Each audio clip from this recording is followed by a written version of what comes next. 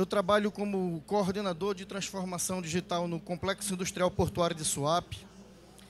E dos desafios que eu enfrentei com a minha ida para lá, e o objetivo era esse, era pensar como gerenciar um território que tem o tamanho de 3 cidades de Olinda. São 3 Olindas juntos. Imagina o tamanho do que é esse território. Repleto de áreas de vegetação nativa, mangues, áreas ocupadas por populações tradicionais. Um desafio ambiental da convivência do meio ambiente com a zona industrial e com a zona portuária.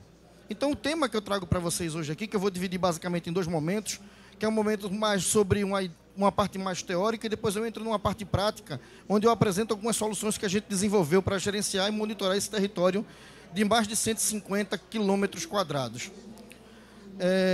Bom, gente, o título da palestra é Da Bússola aos Mapas Digitais. É como a gente virou a chave lá no Complexo Industrial Portuário de Suape, da cartografia tradicional para a cartografia que é inteligente, que permite você não só observar e compreender como está o território, mas o que nele lá existe. Então, no passado, a preocupação da gente era saber aonde estou, e isso era uma preocupação por uma questão de sobrevivência. E, basicamente, a gente reduz essa preocupação a 2 coisas na cartografia tradicional. O onde está, que é a posição, e qual é a forma que contém.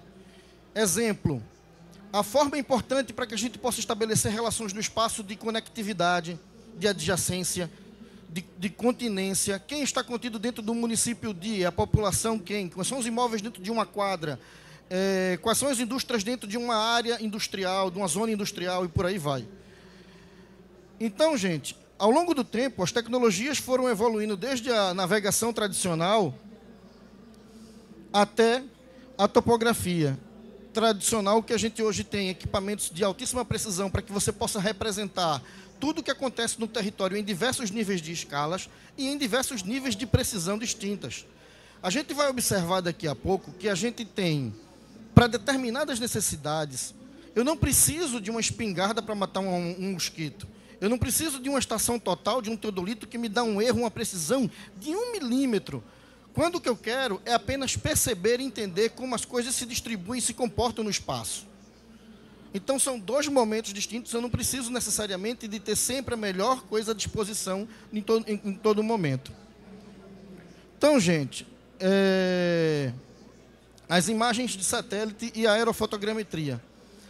Da década de 70, 80 e 90 para cá, a gente se familiarizou e se acostumou com as imagens de satélite, coletando informações de como estão as coisas no nosso território, permitindo a gente fazer leituras cada vez mais rápidas do uso e ocupação do solo, de como as coisas estão, onde estão e como são. E aí, gente, no passado, no começo dessa brincadeira, a gente percebia a Terra mais ou menos assim, ó, com 20 metros de pixel. Ou seja, cada pixel que compõe uma imagem enxergava a Terra com 20 metros por 20 metros e nos dava esse tipo de leitura. Ah, Gleidson, serve para nada?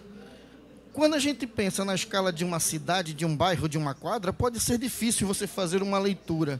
Mas quando você pensa na escala da Amazônia, quando você pensa na escala de um país, quando você pensa na escala de um estado, na escala do tamanho de um bioma, essa resolução já foi uma grande revolução para a época. A gente já conseguia perceber o que era vegetação, o que é área desértica, o que é área urbanizada, ocupada.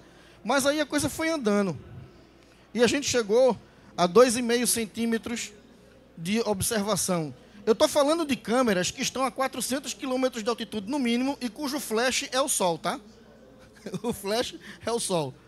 Então, gente, a gente chegou aqui em 50 centímetros.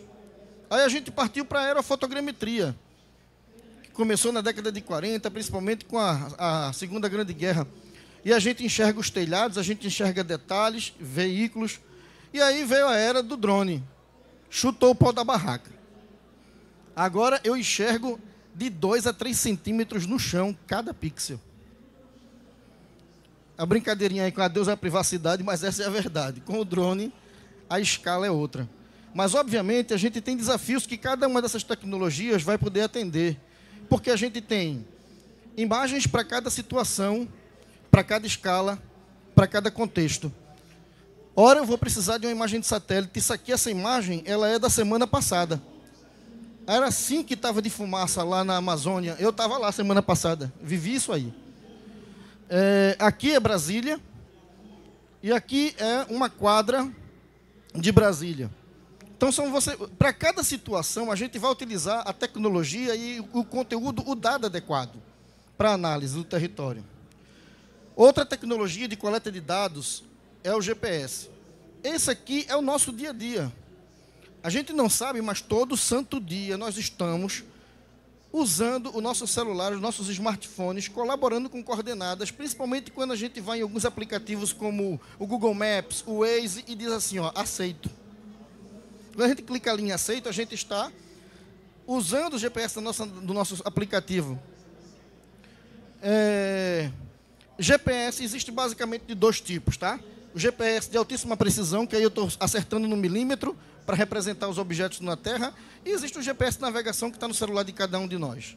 Esse, sim, é o nosso cotidiano. É um erro ainda à ordem de 5 metros, na melhor das situações, mas que atende a grande maioria das necessidades. Quando a gente está pensando agora em cartografia digital, a gente chega num conceito que é o objetivo da gente trabalhar aqui essa discussão. É a geocolaboração.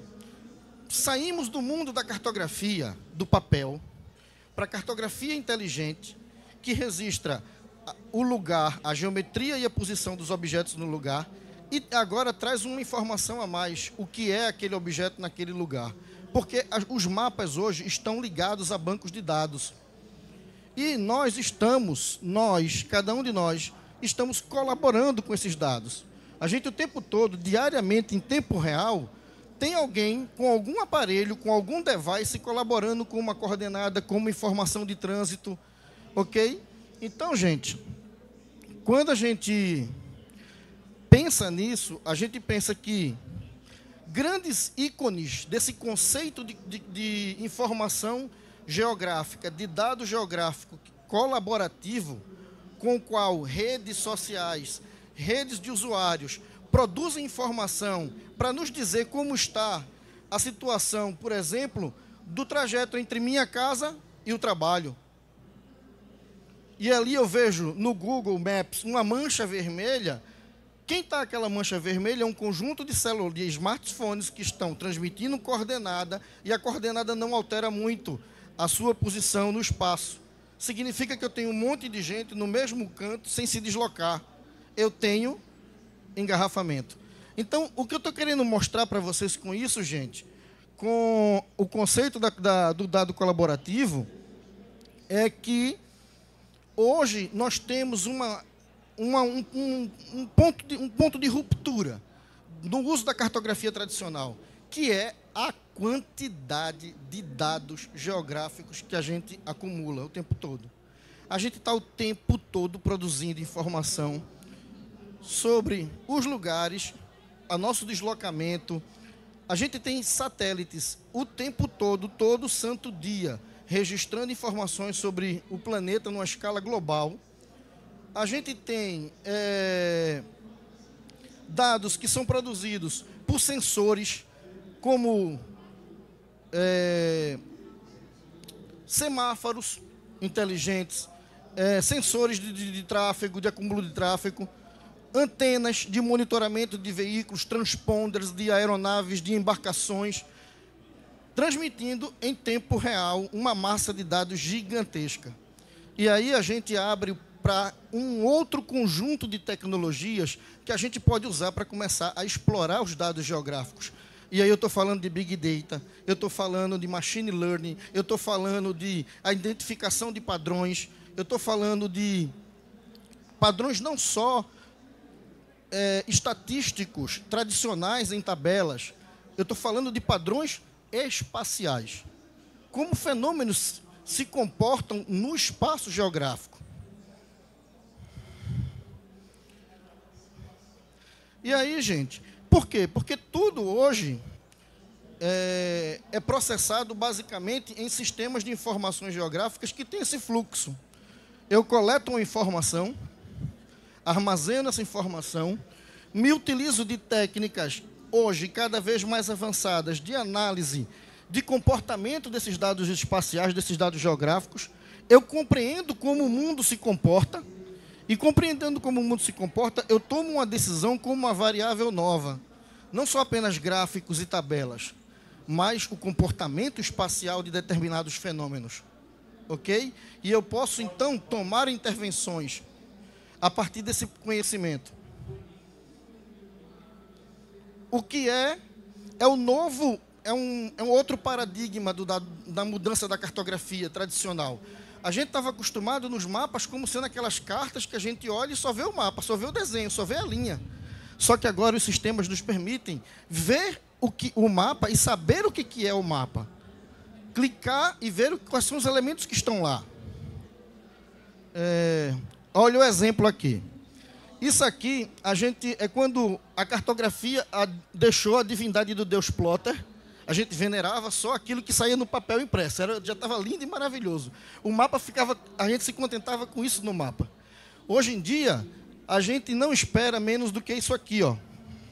Eu tenho uma densidade de ocorrências num território de 150 quilômetros quadrados, e neste território eu começo a identificar padrões de proximidade entre ocorrências, analiso ocorrências que são do mesmo tipo, das mesmas características, que ocorrem nos mesmos horários. Ou seja, gente, a gente começa a entender como determinadas coisas começam a acontecer no espaço geográfico.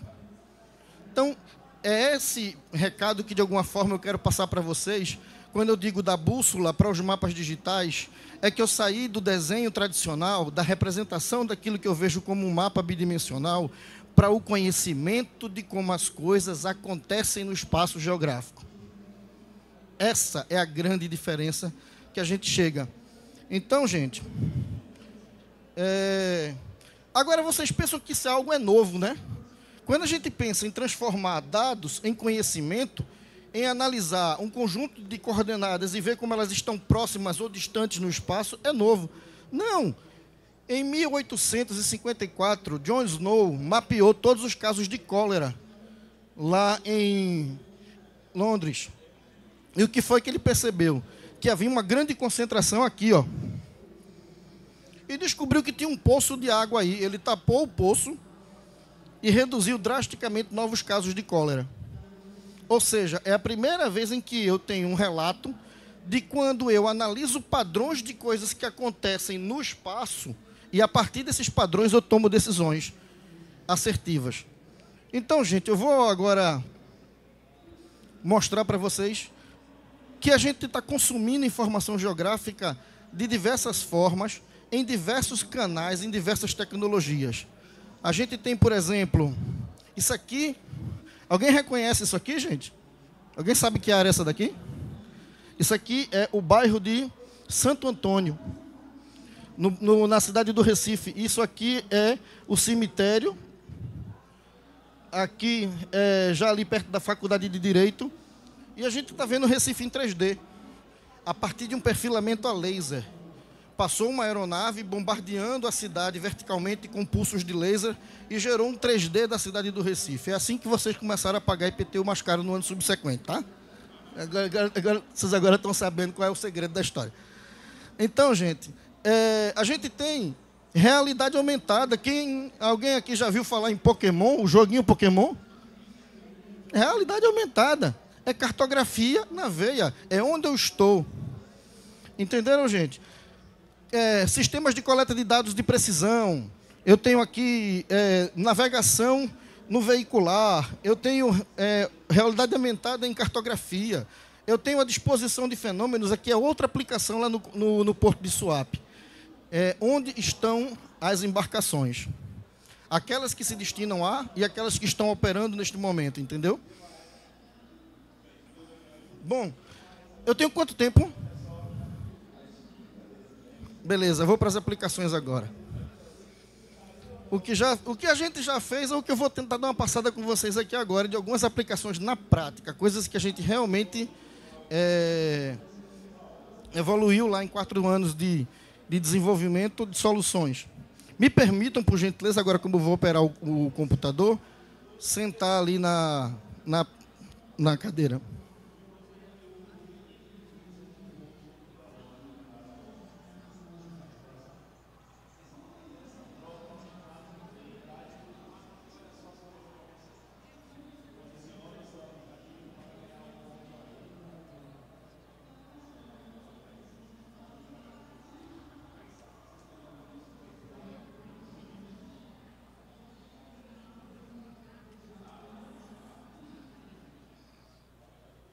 Bom, gente, como eu disse para vocês, o Porto de Suape, ele é um complexo industrial portuário. Ele tem tanto a atividade portuária em si, como ele tem a atividade industrial. O Porto, ele cresceu há 45 anos atrás, ele foi fundado na praia de Suape. Antigamente o Porto era assim, e hoje não está transmitindo? Um minuto só.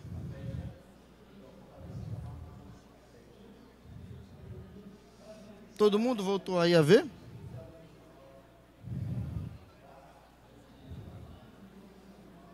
Está todo mundo vendo aí agora? Pois bem, gente, o Porto de Suape há 45 anos era assim. Hoje nós temos 13 berços instalados, temos, desses berços, 6 são cais, os outros são piers, e a gente tem aqui 2 imagens de satélite, quer dizer, uma fotografia aérea, 2 fotografias aéreas, uma de 1974 e uma de 2022, e a gente tem o antes e depois aí do Porto. Hoje nós temos os estudos de expansão do Porto. Deixa eu só carregar aqui está na internet do meu digníssimo 4G aqui. Enquanto isso, eu esclareço a vocês que a gente tem só no território 59% da área desses 3 municípios de Olinda hoje são resguardados por áreas de preservação ambiental. Então a gente tem desde manguezais até Mata Atlântica. Deixa eu ir lá na área de meio ambiente para ver se eu consigo carregar alguma coisa.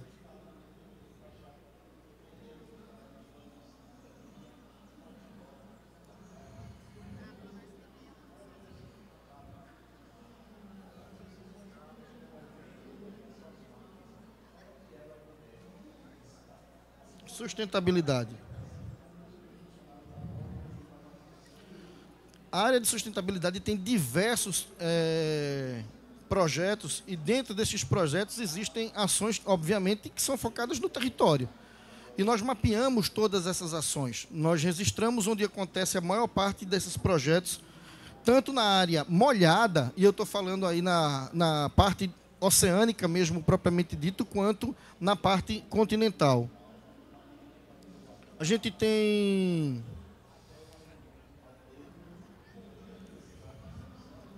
deixa eu voltar aqui.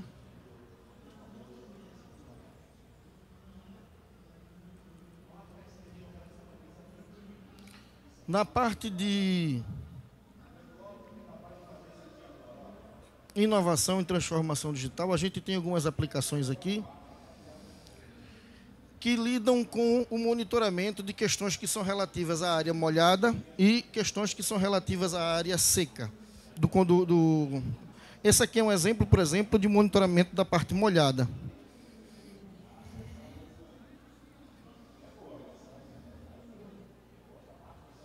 Nós hoje temos uma antena AIS se comunicando via transponder com as embarcações que têm AIS no raio de 50 quilômetros a partir do Porto de Suape.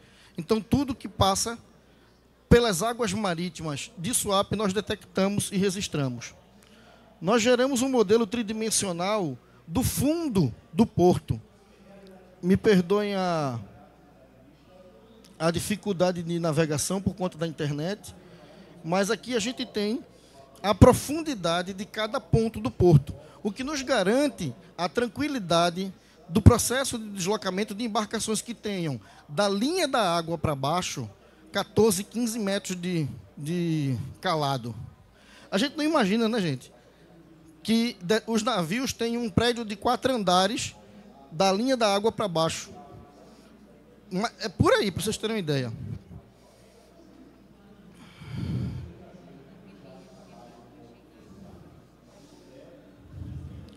Aqui, nessa aplicação é o seguinte. Existia um grande problema no passado, que era o problema do engano que a tripulação cometia, se equivocava, sabe? Eles diziam o seguinte, assim, ó, guarda para mim, por exemplo, aqui, ó, o CAS 2. Reserva o CAS 2, que amanhã eu estou chegando com o meu navio para descarregar. Aí a gente parava a operação, planejava a operação, aí chamava caminhoneiro, a mulher do caminhoneiro, borracheiro, o cabo que carrega o peso, o que você imaginar de gente, a gente mobilizava numa operação que estava esperando um navio com uma carga para chegar amanhã de meio-dia no CAS 2. Aí, meio-dia, 1 da tarde, 2 da tarde, 3, 4, 5, 6, cadê o navio? O comandante se enganou, gente. Hoje, com o monitoramento global, satelital dessas embarcações, não tem mais blefe. Não tem, eu estou chegando aí. Porque todo mundo que está indo para Suape, a gente sabe em que lugar do planeta essa pessoa, essa embarcação, com destino a Suape está.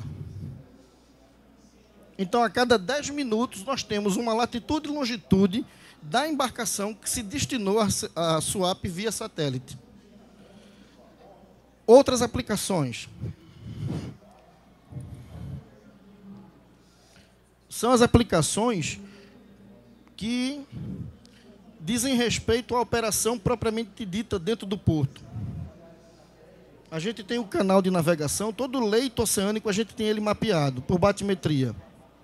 Na parte seca, aquela aplicação que eu mostrei para vocês, a gente tem ocorrências, a gente tem todo um processo de vigilância do que acontece nesse território. Para vocês terem uma ideia, são 12 seguranças, motos de 2 a 2, e eles percorrem esses 150 quilômetros quadrados em várias rotas. Pasmem, em um ano, esses 12 motoqueiros dão 10 voltas na Terra, usando o Equador como referência. São mais de 144 mil quilômetros de deslocamento. E tudo isso é mapeado, monitorado e registrado. E cada coisa que acontece, a gente tem o registro detalhado do que aconteceu, aonde aconteceu, o que foi e o registro. Tudo isso que no passado era um papel, era uma prancheta de papel, um GPS de navegação aqui e uma câmera fotográfica do outro lado. Esses 3 elementos a gente aglutinou numa aplicação móvel no celular, onde a gente registra a latitude, longitude e horário da ocorrência, o tipo da ocorrência e caracteriza essa ocorrência pelo grau de atenção. A gente filtra lá em cima pelo grau de atenção, pela data, pelo intervalo, a gente gera números, a gente gera gráficos.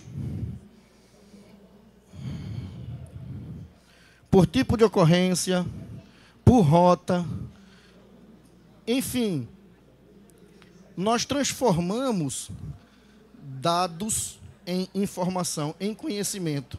E a gente percebe as grandes áreas de concentração de problemas que se repetem por sua característica, problemas que se repetem pelo seu modus operandi. E isso é uma ferramenta de tomada de decisão para a segurança que nos permitiu reduzir cerca de 72% a menos de tentativas de invasão no território aconteceram quando a gente conseguiu implementar essa solução. De 2022 para 2023, foi uma redução abrupta, porque agora a gente tem, inclusive, câmeras de lapela transmitindo em tempo real a abordagem e a identificação de cada problema em campo. Então, vejam que eu estou tentando colocar mais uma vez com o mote da palestra. O mapa hoje não é somente mais um lugar para a gente ver como é o território. O mapa hoje é um lugar para a gente compreender como as coisas acontecem nele, sobre ele. E muitas dessas informações hoje nós disponibilizamos para os usuários que querem ter o conhecimento de como se está a dinâmica da operação portuária em si. São pessoas que operam no porto, que suas cargas estão chegando, que suas cargas estão indo, estão partindo, e a gente tem a expectativa de ajudar essas pessoas a fazer com que o porto cumpra o seu papel de forma mais eficaz, de forma mais rápida, mais célere e de melhor resultado para a economia do Estado.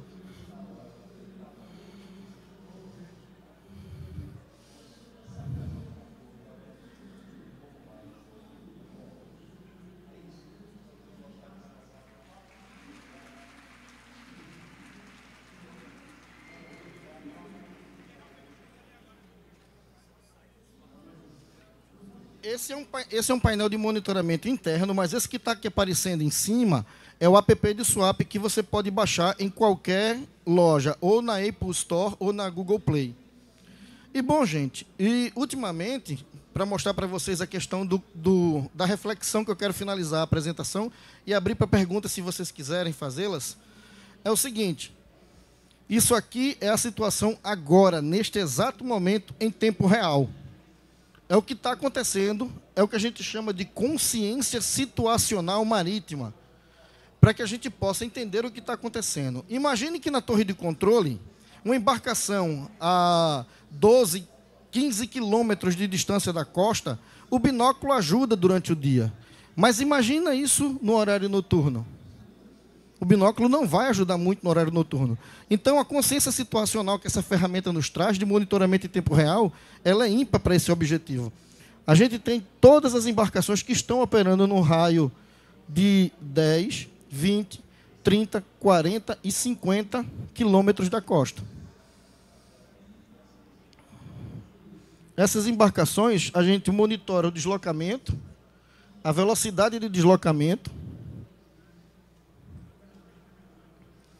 e agrupamos essas embarcações por características do tipo de carga que ela trafega, que ela leva. Esse daqui, por exemplo, é um petroleiro. Cada embarcação ela é tematizada com um ícone, a linguagem da comunicação tem esse sentido de passar rapidamente uma ideia do que seja. A gente tem aqui um rebocador, a gente tem um container, está aqui, e tudo isso monitorado em tempo real. A gente pode gerar históricos de uma determinada embarcação. Por exemplo, essa daqui que está indo embora, ou ela está indo embora ou ela está chegando. Deixa eu ver essa daqui qual é. Essa daqui é a Épica. Deixa eu ver se eu encontro a Épica aqui. Épica. Deixa ela aí, que ela agora vai processar para ir buscar o histórico de deslocamento dessa embarcação. Deixa eu só até ver se a camada de históricos está habilitada.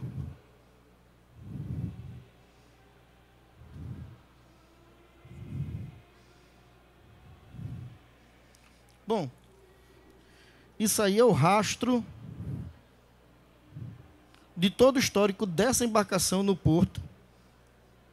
Talvez aqui não venha a carregar todo o rastro, exatamente por questão de desempenho da internet. Mas, bom, gente, com isso eu queria fazer somente um encerramento e algumas reflexões. Nesse encerramento eu queria lembrar o seguinte: hoje os mapas são muito mais do que uma simples leitura do território. eles têm a capacidade de analisar como tudo aquilo que está expresso sobre ele, representado sobre ele, se relaciona no espaço. Os mapas não são apenas exibição do que é, mas eles dizem o que são. Eu estou mostrando para vocês agora que isso aqui é um petroleiro. Eu clico no objeto, eu identifico o que é, eu compreendo o que é. E a gente, então, agora a gente tem, vamos lá, dados o tempo todo. A gente tem diversas escalas para a gente enxergar os problemas. A gente tem informações vindas dos nossos devices, dos nossos GPS, o tempo todo para planejar cidades inteligentes, planejar transporte, planejar fluxo, pensar o monitoramento. E o desafio é como essas tecnologias que estão agora aí presentes, a visão computacional, o machine learning, a identificação de padrões, a análise de séries temporais, todo esse conjunto de ferramental, de tecnologias que a gente está acostumado a utilizar para analisar big data, bases de dados gigantes, que agora a gente possa pensar também como essas tecnologias podem avaliar esses tipos de dados, colocando dentro deles mais uma variável, a variável do lugar. Gente, com isso eu abro para vocês fazerem perguntas, se vocês tiverem. A gente tem quanto tempo mais, minha querida? 2 minutos? Bom, gente, eu vou abrir então para vocês. Alguém quer fazer alguma pergunta?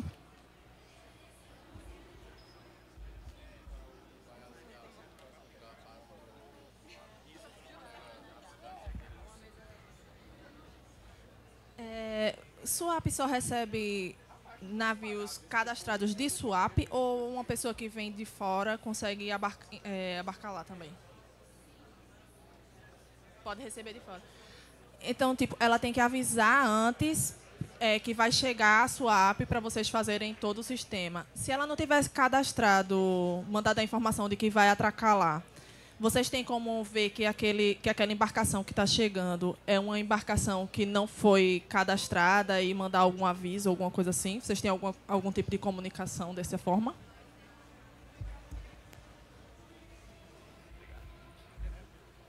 Veja, a gente tem que diferenciar 2 tipos de embarcação, tá? As embarcações comerciais de grande porte e as embarcações de apoio ou de uso pessoal não comercial, entendeu? A maioria das embarcações, mesmo as embarcações menores, elas, quando trabalham de forma coerente e legalmente registradas, elas têm transponders. A gente chama de AIS. E à medida em que a sua embarcação, com seu transponder ligado, entra no raio de alcance da nossa antena, a gente detecta. Entendeu? Fora que existe todo um procedimento de linguagem náutica, de linguagem da navegação marítima, que você pode estabelecer ou comunicação direta com a torre de controle, entendeu? Então, é possível esse tipo de situação, sim, claro. A gente não recebe só embarcações comerciais, a gente recebeu embarcações de diversas outras naturezas, até uma fragata militar americana e um navio daqueles de análise científica, aqueles navios científicos. Depende muito do contexto. Eu acho que tem um...